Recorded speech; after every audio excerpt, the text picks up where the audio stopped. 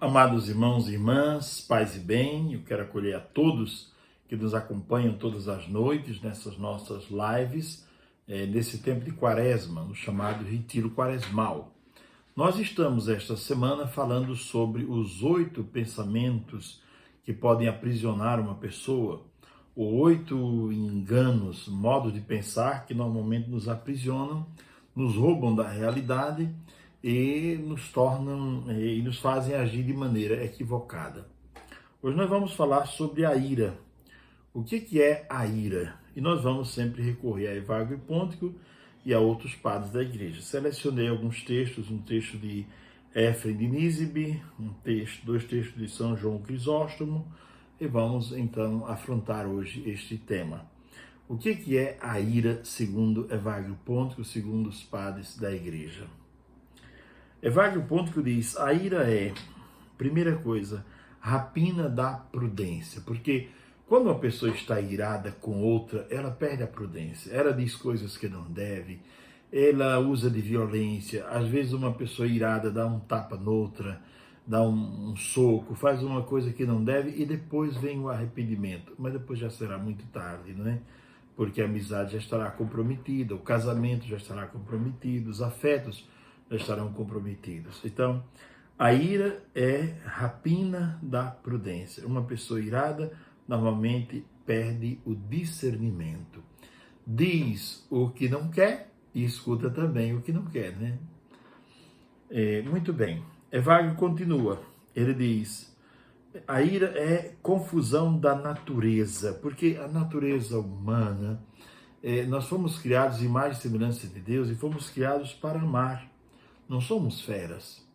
Interessante que São João Crisóstomo dirá uma coisa muito bela nesse sentido. São João Crisóstomo diz: nós vamos à feira e encontramos leões que são domesticados, encontramos feras que foram domesticadas contra a própria natureza delas, porque a natureza é ser fera e não ser animal doméstico, né? E aí João Crisóstomo diz: e se nós conseguimos domar uma fera, por que nós não conseguimos domar a ira dentro de nós? Por que nós damos espaço à ira dentro de nós? Muito bela esse modo que São João Crisóstomo fala sobre a ira, não é? Continua Evagrio. A ira é um modo de tornar-se selvagem, quer dizer, uma pessoa irada, em poucos minutos, ela pode destruir todo um trabalho espiritual que ela tenha conseguido, todo um trabalho afetivo, pode afastar as pessoas dela. Madre Teresa de Calcutá falava bastante sobre isso. Dizia que não vale a pena fazer muitas obras de caridade se no trato com o outro eu ajo sempre com ira, com um temperamento de gente irada. Isso é muito perigoso, não é? Um momento de ira pode destruir todo um edifício espiritual e humano. Muito bem. Continua Evagrio. Depois nós vamos entrar nos mecanismos. Como é que a ira nasce? De onde ela se alimenta? E quais as consequências da ira? Por hora estamos vendo essa descrição e vamos partir dela, de Evagrio Pôntico sempre, né? É um modo de tornar-se selvagem. É uma fornalha do coração. Uma pessoa irada é uma pessoa que tem o coração como se estivesse fervendo o tempo inteiro, quer dizer, ela deseja vingança, ela pensa vingança, ela come a vingança, ela não dorme à noite pensando como é que eu vou me vingar daquela pessoa, porque o irado é alguém que se sente injustiçado. Aquela pessoa foi injusta comigo e ela vai ter que me pagar de alguma maneira. Eu vou cumprir a justiça. Interessante quando eu estava falando sobre o demônio que lança dardos inflamados, flechas inflamadas sobre nós, eu falava que o demônio procura acertar aquilo que em nós pode pegar fogo, né? E o demônio usa, nesse caso da ira, em nós um desejo de justiça, uma falsa justiça, né? Então, eu fui injustiçado, eu sou vítima e eu preciso me vingar, eu preciso cumprir justiça para que essa pessoa aprenda a não maltratar mais ninguém. Então, o irado é alguém que pensa que pode cumprir a justiça ao seu modo. Continuando, a ira é uma cólera das ofensas. uma pessoa irada, ela faz muitas ofensas, ela grita, diz palavrões, ela faz gestos obscenos. Uma pessoa irada é uma pessoa fora de si. Depois ela vai dizer: meu Deus, onde é que eu estava quando eu fiz tal coisa? Eu não estava em mim quando eu fiz tal coisa. Eu estava fora de mim. Então, uma pessoa irada é uma pessoa cheia de cólera e de ofensas. Depois, a ira é a mãe da selvageria. Imagine que se duas pessoas iradas se encontram, o confronto duro como será um confronto que pode começar com gritos e palavrões e depois terminar em pancadaria. Evagrio continua: a ira é também um conflito silencioso dentro do coração da pessoa e dentro da cabeça. A pessoa fica construindo um conflito. Fulano fez isso comigo por isso, isso e isso. E já dá todas as razões e já pensa que compreendeu tudo. O problema é esse. É não dialogar. No diálogo está o caminho para vencer a ira. Certo que alguns relacionamentos de casamento e algumas amizades, dificilmente a gente consegue reconstruir tal como era.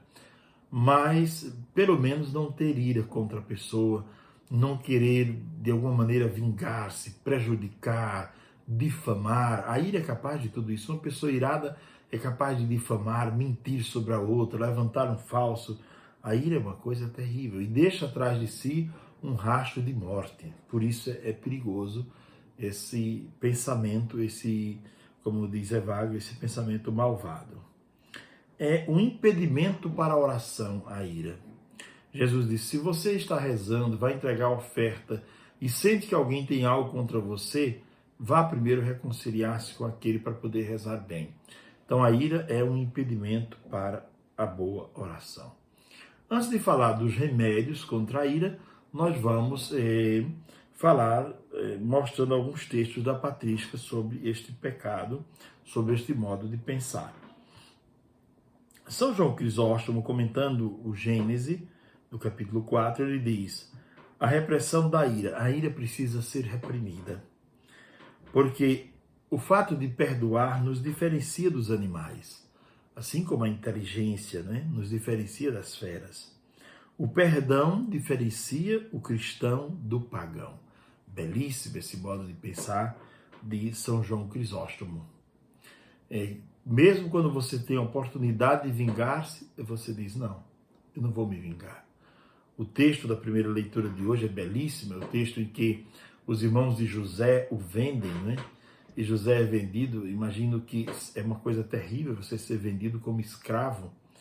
Um escravo é uma propriedade. Então as pessoas iam à feira naquela época comprar escravos, como quem compra uma tábua, como quem compra uma mesa, uma cadeira, um porco, um cavalo, uma vaca. Iam à feira comprar escravos. E José foi comprado na feira. E José, claro, Deus teve muita misericórdia com José, porque sempre que ele enfrentava uma grande dor, Deus lhe dava também uma grande consolação. E aí tem toda aquela história que depois ele se torna o primeiro-ministro de uma nação que era considerada uma grande potência mundial, Ele se torna o primeiro-ministro e os irmãos vêm da região de seca e de sofrimento pedir ajuda. E ele tem a chance não só de se vingar, mas até de matá-los, porque o faraó colocou no dedo de José um anel de dignidade. O próprio faraó tirou o anel do dedo e colocou no dedo de José e disse: a partir de agora você é meu primeiro-ministro. Você decide no Egito as coisas. Você decide o que fazer ou o que não fazer, quem vive, quem morre. A decisão está nas suas mãos. E José, diante dos irmãos, ele perdoou. Que gesto nobre, que gesto belíssimo. Uma vida inteira perdida, estragada, longe do pai, porque eles o venderam. Ele ainda era jovem, foi vendido para aquele lugar distante, viveu muitos tormentos ali, foi preso, foi caluniado, enfim, e depois teve a graça de perdoar. O perdão, repito o que disse São João Crisóstomo, é o que diferencia o cristão do pagão. Aliás, esse conceito de perdão é um conceito muito novo no mundo romano. Os cristãos é que introduzem esse conceito de perdão, porque no mundo romano era muito forte essa questão de lavar a honra. E em alguns momentos lavar a honra com sangue, né? Então, não havia esse conceito de perdão do que foi dado pelo cristianismo. Depois, de uma outra homilia de São João Crisóstomo, ele diz o seguinte, aquilo que eu dizia agora há pouco, é próprio da natureza humana a docilidade. O homem deveria ser dócil por natureza, porque é a imagem e semelhança de Deus. Diferentemente da fera. Ele diz, o homem consegue domar uma fera, consegue domar um leão, que tem uma outra natureza distinta, fazendo-o agir de modo contrário à sua natureza, diz São João Crisóstomo. O homem tem inteligência, tem capacidade emotiva, e o homem tem a capacidade de dialogar com Deus, diz São João Crisóstomo. Tudo isso a seu favor para vencer a ira que pode habitar dentro dele. Então, portanto, é possível domar a ira. E agora eu vou tomar um texto aqui de Éfrem de Nísebe, né? Um texto belíssimo, no qual ele diz coisas muito interessantes, né? Ele diz que a ira é um hóspede desagradável, que não pode morar dentro de nós, devemos expulsá-la. Expulsá-la para longe o quanto antes. Mas vamos ao texto. Ele diz, as víboras e as serpentes são venenosas, mas a ira é ainda pior do que elas, porque a ira abate a alma e mata a alma, colocando a alma longe de Deus. Quer dizer, a pessoa fica sem piedade. Por isso que um dos antídotos contra a ira, é Wagner Ponto dirá, que é a piedade. Nós vamos falar sobre esse dom daqui a pouco. Se tu vê uma serpente em tua casa, normalmente tu, diz Santo Éfrem, tu a procura e mata a serpente. Mas a ira que mata a ti mesmo habita na tua alma e tu não a procura e não a expulsa. Quando vês diante de ti uma serpente, tens medo, porque ela poderá te morder. Mas a ira que há em ti e que há em si mesma um veneno mortal, tu deixas que faça morada e que tenha ninho dentro de ti, no teu íntimo. Se uma serpente se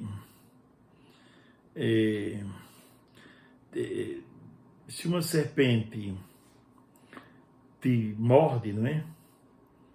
O tremor se toma posse de ti, tu ficas com medo, mas o teu coração, às vezes, é um ninho de serpente. Tu tem medo de uma serpente fora e não tem medo de muitas que habitam dentro de ti.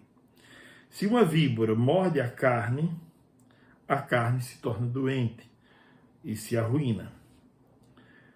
Onde habita a ira, ali existe um veneno capaz de corromper qualquer pessoa. Tu temes de ser mordido por uma serpente ou por um escorpião, mas não temes a mordida da ira? Não tens medo do ferrão do ódio? Muito belo esse texto. Não tens medo do ferrão do ódio? Porque, de fato, o ódio nos separa das pessoas, né? Às vezes, pessoas tão próximas e a gente peçamos a Deus a graça de perdoar, não é? Esse é o grande dom que a gente deve pedir hoje nesse retiro quaresmal. Então, esse texto é de Santo Éfrem de Nísebe, um texto tirado de um comentário sobre as coisas vazias e as aflições do espírito, tá certo? Bom, e ainda um texto agora de São João Crisóstomo, do seu comentário ao Evangelho de Mateus, número 4, ele diz o seguinte: qual é o modo, vocês me perguntarão, de nos libertar desta terrível destruição da ira? O modo consiste em beber uma bebida capaz de matar todos os venenos e todas as serpentes que estão em nós. E qual seria essa bebida? Vocês me perguntarão. Que existe tanta força, tanta potência.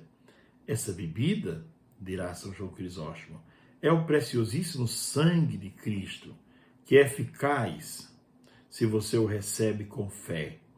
Nenhuma doença pode resistir à força desse remédio, mas é preciso, quando você bebe este remédio, unir a ele a leitura atenta da palavra de Deus e a prática desta palavra.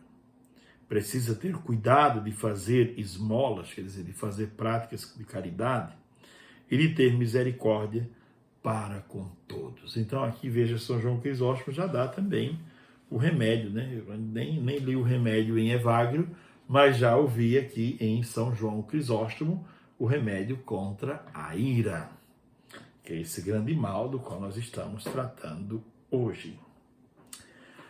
Jesus diz no Evangelho, nas bem-aventuranças, bem-aventurados os mansos, porque possuirão a terra. Lá em Deuteronômio, capítulo 32, Deus diz para Moisés, você vai ver a terra prometida, mas não entrará. Por quê? Porque Moisés foi em algum momento, no livro de Números capítulo 20, se mostra lá que Moisés foi tomado pela ira. A ira, de fato, nos faz perder a terra prometida, nos faz perder o paraíso. Uma pessoa irada pode destruir o ambiente de trabalho, que era um ambiente bom, como um paraíso, mas foi destruído, né? A calma, a paz que havia ali, o espírito de diálogo, de cooperação. Uma pessoa irada pode destruir o ambiente familiar. Uma pessoa irada pode destruir tantas coisas, destruir inclusive a si mesmo, né? A ira faz perder o paraíso. Por causa da cólera, se pode perder tudo. Na ira, a pessoa perde o controle. Ela pensa que está fazendo justiça. Esse é um engano. O demônio coloca na cabeça dela que ela precisa fazer justiça para que aquela pessoa não opere mais fazendo mal. E assim ela justifica os seus atos agressivos. O demônio da ira usa essa flecha inflamada contra nós. Porém, Evagrio fala de uma ira positiva, que seria um zelo pelas coisas sagradas e um desejo de vencer o mal. A Bíblia tem um texto no qual diz que Cristo foi tomado por ira, mas a tradução não seria essa melhor. Foi tomado por um zelo. Inclusive o texto no qual ele entra no templo e vê que estão vendendo coisas e fazendo comércio, ele é tomado por esse zelo, que seria a chamada ira positiva. Quer dizer, você precisa ter esse zelo, essa ira positiva contra o pecado para poder vencer o pecado. A pessoa quer fazer sua justiça ao seu modo, esse é o problema da ira, né? A ira se esconde por trás da tristeza e se alimenta também da tristeza. Uma pessoa se sente injustiçada e ela começa a ficar triste. Foi o caso de Caim. Caim e Abel fizeram ofertas a Deus. Deus se agradou da oferta de Abel e não da de Caim. E Caim, ao invés de parar e pensar, por que Deus não se agradou da minha oferta? O que eu fiz que não agradei a Deus? Ele começa a mergulhar numa tristeza profunda e num vitimismo, se faz de vítima. E depois esse vitimismo e essa tristeza o tornam assassino do seu irmão mais novo. Pois bem, a ira é um temperamento, diz Evagrio, ponto excitado, explosivo, irracional, porque quando a pessoa está irada, ela perde a razão, a pessoa fica fora de si, é uma paixão feroz que gera violência. A ira seria absolutizar um fato, um ponto de vista, uma percepção, e por causa desse ponto de vista, agredir, gritar e bater. É o que a gente vê, por exemplo, na internet hoje em dia, não é? As pessoas não conseguem discutir ideias. Elas partem logo com xingamento, elas fazem logo ameaças umas às outras. Eu vou lhe pegar, ou isso, aquilo, outro, não é? E mesmo dentro da igreja tem havido coisas nesse sentido, né? Tem faltado respeito e diálogo de boa vontade, como bons cristãos, porque tem um teólogo italiano que diz uma coisa muito bela sobre isso, que a maturidade cristã, ela se revela na mansidão e na capacidade de dialogar com quem pensa diferente. Quer dizer, se eu sou um cristão e alguém pensa diferente de mim e eu vou logo gritar, agredir, ou pior, puxar até um revólver, uma arma contra aquela pessoa, então é sinal de que a maturidade cristã não chegou ainda ao meu coração. Na minha vida não há ainda essa maturidade, né, de dialogar. Pois bem, a ira seria absolutizar um fato, um ponto de vista, uma percepção. Isso é um modo de viver a ira, não é? Mas existe ainda, pior, eu dizia ontem, já antecipando, a chamada ira fria, que é quando a pessoa alimenta um rancor, um desejo de vingança e calcula a vingança contra o próximo. Depois que passa a ira, muitas vezes a pessoa se arrepende, mas já tem feito mal. Mas essa ira fria, calculada, é a pior de todas, não é? A ira é filha de uma frustração. A pessoa ficou frustrada porque não conseguiu alguma coisa, ou porque se sentiu traída por alguém, ou injustiçado. E essa frustração gera tristeza, que é cultivada interiormente e ela explode num ato de violência contra o próximo. Efésios capítulo 4, o apóstolo Paulo diz, na ira não pequeis. Quer dizer, se você está sentindo ira dentro do seu coração, se ajoelhe, reze. Se você não consegue mais ser amigo de tal pessoa, pelo menos respeite aquela pessoa. Procure não falar mal, procure não levantar calúnias, procure respeitar aquela pessoa. Ninguém é obrigado a viver de cama e mesa com ninguém. Mas a gente, pela obediência ao Evangelho, nós somos impelidos ao respeito para com o próximo. Isso é belo, isso é grandeza de espírito, né? É saber respeitar o outro que pensa diferente. E diz o apóstolo, não pequeis, não deveis dar ocasião ou espaço para o diabo agir em sua vida. Como eu estava dizendo, a ira é filha de uma frustração. E daí nasce um senso de injustiça. Eu fui injustiçado, eu preciso resolver isso, isso não pode acontecer. Uma insatisfação, né? E um desejo de resolver de alguma maneira, e de maneira às vezes violenta. A pessoa irada, ela deita, mas não consegue dormir. E ela começa a construir hipóteses dentro de si. E começa a construir castelos de areia, de hipóteses dentro de si. Fulano fez isso comigo, ela pensou antes, ela preparou, ou ele fizeram assim e tal.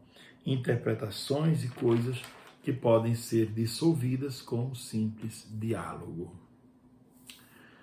A cólera é fruto dessa insatisfação. É preciso se reconciliar com a vida, com o passado, com a história, com a família, para não ser uma pessoa irada e azeda, para não viver de maneira irada e azeda neste mundo. As novelas, se nós olharmos, as novelas todos os dias alimentam no coração das pessoas a ira e a vingança. E às vezes, sem querer, nós acabamos, quando assistimos uma novela, torcendo para aquela pessoa que foi injustiçada, para que ela possa mais adiante vingar-se da outra e com uma vingança forte, porque aquela pessoa deve sofrer bastante. Então, porque o perdão não dá ibope. Por isso que não se fala em perdão em novela. Se fala normalmente em vingança, em ira, uma vingança fria, preparada. Uma pessoa que sofre um mal, depois de anos ela volta rica ou riquíssima para aquela cidade e vai destruindo um por um dos seus, entre aspas, adversários. Os mansos possuirão a terra, disse Jesus nas bem-aventuranças, não é? O manso é alguém de coração grande, que não vive desejando vingança e nem alimentando desejo de vingança. Uma maneira de combater a ira dentro de nós é o dom da piedade. Uma pessoa piedosa, que tem alma grande e que recorda a docilidade e a bondade com que Deus o trata sempre. Deus nos trata sempre com bondade e com carinho. É preciso a gente pedir a Deus a graça de olhar sempre o melhor na outra pessoa e não o pior. Olhar o lado melhor, olhar o que ela pode fazer de melhor e não fixar o nosso olhar sobre algo pequeno que ela fez de ruim e manter o olhar ali e ficar cativo, escravo daquela pequena obra que ela fez que não foi correta. O dom da piedade, recordar a docilidade do amor de Deus, é uma arma poderosa. A ira está ligada muitas vezes à avareza também. Os pecados capitais eles estão interligados uns aos outros. Porque vejam quantas pessoas brigam e às vezes se ameaçam por conta de heranças, a avareza, não é? Brigas e brigas de famílias que se desunem por causa de heranças. Então, o vitimismo, o desejo de fazer justiça, são coisas que estão, justiça do seu modo, com os seus critérios, e não com os critérios de Deus, estão ligados à ira como um pecado capital, como um vício, ou como um pecado que aprisiona, um mecanismo. Porque Evagrio não fala muito como se fosse a dimensão de pecado só. Evagrio fala de um pensamento que é capaz de aprisionar a pessoa e levar a pessoa a agir de maneira equivocada porque ela pensa que está fazendo certo. Mas ela é prisioneira de um pensamento esquisito.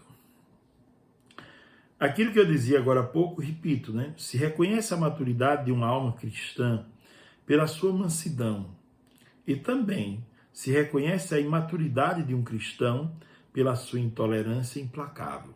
Palavras de Dom Fábio Rossini, que é um grande teólogo da Itália. Por isso, há pessoas que consideramos grandes, mas às vezes não são tão grandes, porque não têm capacidade de dialogar, e de dialogar com elegância, com respeito à opinião contrária à sua. Há pessoas que se sentem muito justas e querem fazer justiça. E a ira, às vezes, entra aí também, nesse modo de pensar, né? Eu quero, como aconteceu, né? No começo da igreja, entre os padres da igreja, na patrística, houve um em particular que dizia: eu quero uma igreja de santos e de justos. Aqui não entra nenhum tipo de sombra de pecado. E de fato, devemos querer uma igreja santa, uma igreja, mas devemos admitir que dentro de nós, como eu digo sempre, moram Caim e Abel. Moram o joio e o trigo. Moram Apolo e Dionísio. Dentro de nós habitam essas duas tendências. Mora o anjo e o cachorro, como eu digo sempre também, né? Então, dentro de nós habitam essas forças contrárias. E dentro das outras pessoas também. Pois bem, devemos pensar sobre isso. E nós que pregamos o Evangelho, não devemos pregar o Evangelho com ira e nem absolutamente de maneira nenhuma, incentivar ou instigar a ira de uns contra os outros. Pelo contrário, falar sobre perdão, sobre reconciliação. Pedir a Deus o dom da piedade, a graça de ser grato, de ter uma memória positiva das coisas, de se reconciliar com a sua própria história de vida para não ser uma pessoa cheia de ira. Eu tenho raiva porque meus pais não me deram isso, não me educaram dessa maneira, não me ensinaram isso. Eu tenho raiva, eu tenho ira guardada. Quer dizer, isso não é legal, não constrói, não é? Faz a pessoa definhar cada vez mais e mesmo que a pessoa tenha muitos valores, os outros vão se afastar, porque uma pessoa azeda, não é? É difícil de conviver. O perigo de falar mal dos outros, como eu dizia agora, que é uma coisa, segundo Evagrio, estéril, isso é estéril, não produz nada. Às vezes, há pessoas que sentem prazer de se juntar em grupos pequenos, né? Ou viver procurando histórias daqui e dacolá, para levar para aqui e para acolá. Não é uma coisa positiva. O perigo de pensar mal dos outros, de julgar o próximo, se baseando nessa hipótese de que foi injustiçado e que precisa fazer justiça, é preciso não guardar mágoa de ninguém. O melhor é dialogar, mesmo quando é difícil. Evagrio aconselha de conversar abertamente para desfazer todo o edifício de pensamentos errados que construímos pelos outros. E eu diria, não está aqui, mas eu diria de modo até conclusivo que é preciso rezar pelas pessoas. Rezar pelo outro, sobretudo quando você sente que não está se dando bem com alguém. Rezar por aquela pessoa. Não desejo mal. Eu desejo que ela sofra. Não desejo mal para ela, não. Deixa ela viver a vida dela. Reza por ela para que ela, se você imagina que ela está no caminho errado, reza para que ela encontre o caminho certo. E agora voltamos a Evagrio Pontico, que diz qual é o caminho para vencer a ira. Que eu já comecei a dar alguns passos, escutando São João Crisóstomo e outros, né? E Éfrem de Nísebe, que citei agora. Evagrio Pontico diz: é preciso saber ser magnânimo. O que é magnânimo? Magnus é grande, não é? Animus é de alma. Então, ter uma alma grande. Quem tem uma alma grande não se apega a esses detalhes pequenos. Ah, eu entrei na sala, fulano nem falou comigo direito hoje, nem me cumprimentou. Será que está com raiva de mim? Procurar coisas pequenas, coisas miúdas, não é uma coisa boa. Saber suportar as ofensas. Saber que essa magnanimidade é o tribunal da ira. Porque quando nós temos o coração e a alma grandes, nós podemos olhar para a vida e dizer: eu não vou entrar nessa lógica da ira. Eu não vou. Fulano me fez o mal, mas eu não vou entrar por aí. Essa estrada leva à morte. Vai levar o outro à morte e vai me levar à morte também. Se não a morte física, mas a morte espiritual, a morte afetiva, vai me tornar uma pessoa agressiva, vai me tornar uma pessoa pior. Então eu abro mão de qualquer desejo de vingança, de qualquer coisa nesse sentido. Deixa para lá. Deixa para lá. Depois Evagrio continua. Esta magnanimidade é medicina para o coração. Coração ferido, angustiado, você começa a pensar nas coisas boas de Deus, você começa a pensar no quanto Deus foi bom com você e o quanto às vezes você é mesquinho para perdoar coisas pequenas dos outros. Todos nós temos isso, né? Então, quando você começa a meditar assim, você encontra medicina para o seu coração que está sangrando. Essa magnanimidade é serenidade para os perturbados. Ela traz serenidade diante da vida. A magnanimidade é um lugar tranquilo, quer dizer, é ver a vida com tranquilidade. E não se sentir sempre um coitadinho, alguém que foi agredido, rejeitado, ninguém gosta de mim, eu tenho que me vingar desse mundo, porque esse mundo é cruel, porque as pessoas não me tratam bem. Não é bem assim. É um porto tranquilo, uma obra boa para os aflitos.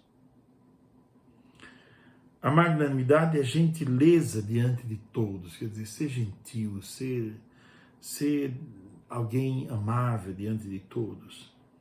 É bênção diante da infâmia, quer dizer, se uma pessoa vem lhe trazer ofensas e você não responde a ofensa com ofensa, mas responde a ofensa com silêncio, ou responde a ofensa com bondade, você desarma a pessoa que veio cheia de razão para lhe destruir. É conforto de quem está angustiado e é prêmio para os miseráveis. Pois bem, meus irmãos, hoje nós tratamos deste tema da ira e nesse retiro quaresmal, hoje é sexta-feira, não é? Pedimos a Deus a graça de não cedermos à ira. Há muitas famílias e pessoas intrigadas porque cedem à ira. Eu não diria que devemos viver relacionamentos vazios de verdade, ou relacionamentos de aparência, ou relacionamentos de falsidade. Mas é preciso construir diálogo, ponte, ao invés de muros. Eu desejo a todos a graça de uma noite tranquila e cada um possa pensar sobre isso, sobre a ira, e não dar espaço no seu coração, na sua vida, para que cresça a ira, mas para que cresça o perdão e o diálogo para com o próximo. Abençoe-vos o Deus Todo-Poderoso, o Pai, o Filho e o Espírito Santo. Amém. Fiquem com Deus e amanhã nos encontramos para mais uma noite de reflexão no nosso retiro quaresmal.